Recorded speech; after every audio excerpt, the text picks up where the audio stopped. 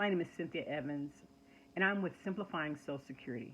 And I want to just take a few minutes to talk to you about the Social Security Administration and the very basics of the administration, some of the history of the Social Security Administration. Now, as we talk about the Social Security Administration and we talk about the history, in 1935, under Franklin Delano Roosevelt, is when it was established, but it wasn't called the Social Security Administration. That was changed in 1946 because in 1935, it started off as just for retired people to help them with the economic situation that they were going to face once they reached retirement age. In 1939, the Social Security Administration added on survivor benefits. Well, what's survivor benefits? Well, survivor benefits are for people that are related to the number holder, the person that has worked and paid into Social Security after they pass away.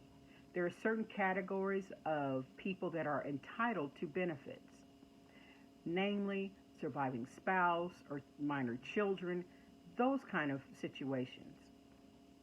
In 1956, disability benefits became available to people that have worked and paid into Social Security. Now, to be entitled to Social Security benefits, you have to have worked and paid into Social Security a certain length of time and meet the disability requirements for the Social Security benefits being payable to you.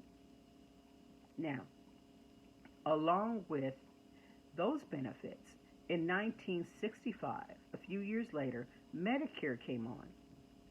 Now, there is an agency available for Medicare that you call and contact for Medicare information. But as far as becoming entitled or signing up, you go through the Social Security Administration. This became effective in July of 1965. You were first entitled to sign up for that in July of 1966.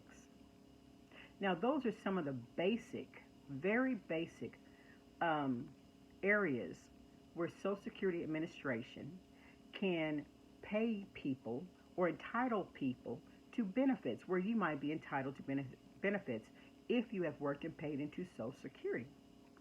Now, there are two situations that might occur depending on if you have worked and paid into Social Security. And if you have not worked and paid into Social Security, but you have worked and paid into a non-covered pension.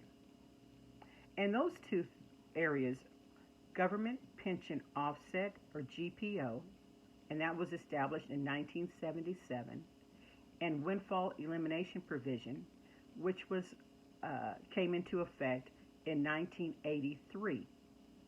Now, what are the differences? Well, Government Pension Offset that came into 1977 is when a spouse has worked and paid into a non-covered pension. Then when that spouse tries to draw benefits on that spouse's record, on that person's record, then the spousal benefits could be reduced.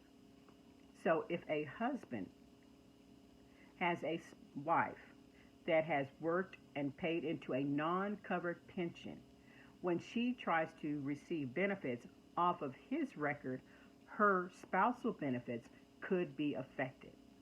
Okay.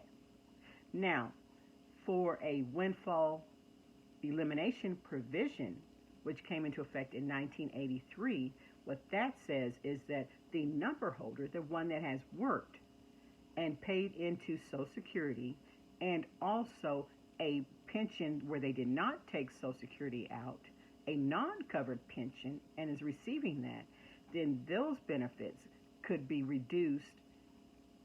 Those benefits could affect your own Social Security when you receive a non-covered pension. So those are the differences. One's for spouse and one is for your own on your own work record.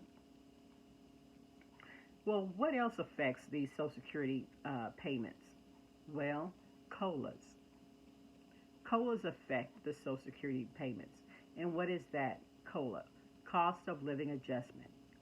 Now, the Social Security Administration has nothing to do with the COLA adjustments. They are administered by Congress. Congress notifies the Social Security Administration. They put out a press release. They do all of that and say the COLA for 2021 is 1.3%. So everyone's check, no matter what kind of benefits you're receiving, will increase by 1.3%. Now, another thing I want to ask or talk about, people eligible for Social Security benefits. Well, number one is the number holder, the worker. If you have worked and paid into Social Security and you have worked enough to receive benefits according to the category that you're trying to receive, then you could be eligible for Social Security benefits. A spouse or a divorced spouse could be eligible for benefits on a worker who had worked enough and paid into Social Security. Children, minor and disabled children, children under the age of 18, and children that are disabled before age 22, they could be eligible for benefits. So you can see that this has grown since 1935. And I have just touched on the tip of the iceberg, really, because there's so many subcategories and exceptions to exceptions. That's why it's so important that if you have a question, to contact me or to contact the Social Security Administration. Please, I will have my information about how to contact me. If you think that any of this might pertain to you, or if you have any questions about your Social Security standing. Because a lot of times I've found people that could have been receiving benefits, and then when I talk to them, it might have been too late to receive benefits, or the situation has passed where they can't go back to receive benefits.